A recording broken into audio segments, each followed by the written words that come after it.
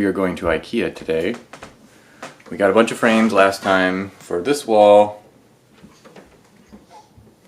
but they were too big. We got frames, 16 by 20 frames for 11 by 14 prints, and it's just too big for that wall.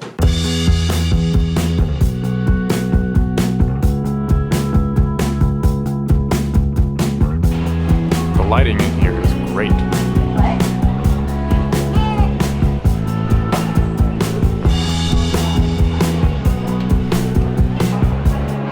So we made it to Ikea. Whoops. 137 miles from home, so we're gonna have to supercharge on the way back, but there's a supercharger about 15 minutes away, which is nice. The one in Ann Arbor. And I think coming here we averaged around 350 watt hours per mile, somewhere thereabouts. I was averaging close to 370, but I was going, I don't know, fairly fast, so I slowed down to like 75, and we got here with 21% left, which is pretty good. It's a long drive, it's 2 hours, and but we mainly came here because we needed to return some frames that we bought that were too big for our wall. But, you know, free supercharging, so, and it's an excuse to make a Tesla trip. So here we are. Right?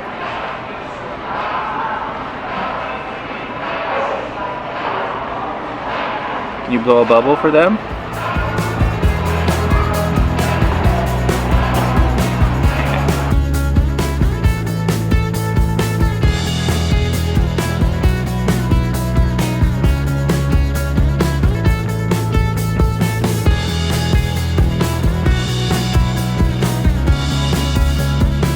Well, back from Ikea.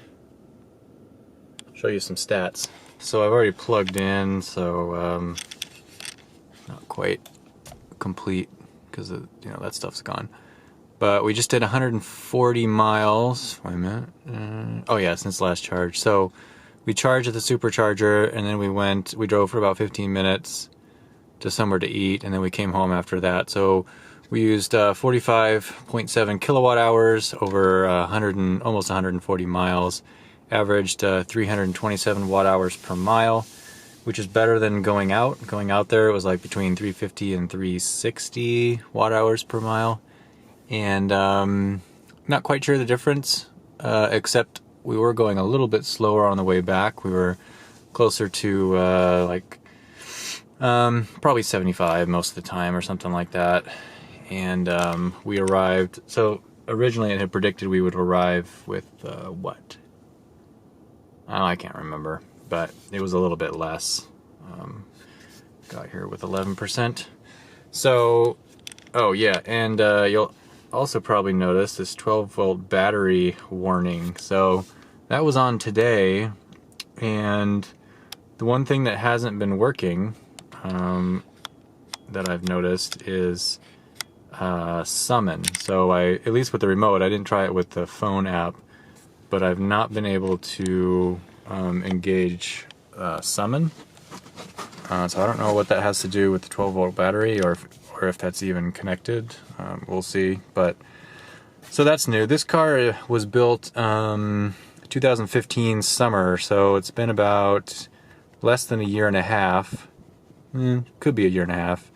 So I don't think the 12-volt battery should have gone out by then. So I'm gonna have to call service and see what they suggest about that. I suspect the Ranger's gonna have to come out and put a new battery in it. The other thing that was kind of weird on this trip was that on the way out, the air heater,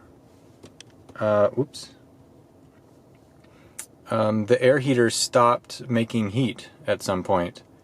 And we turned it up all the way to high, which is like, the highest degree setting I think is 85. Let's see. Oh, 81, and then it goes to high. Yeah. So we tried that, and the air wasn't really cold, but it wasn't getting warm either. So I don't know what the deal is with that.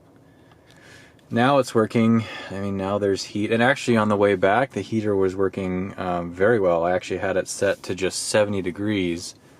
And it was still keeping the cabin warm. Normally if it's cold out and I only have it set to 70 degrees, sometimes it definitely doesn't keep the cabin 70 degrees. So yeah, I have to crank it up to like 74, 75.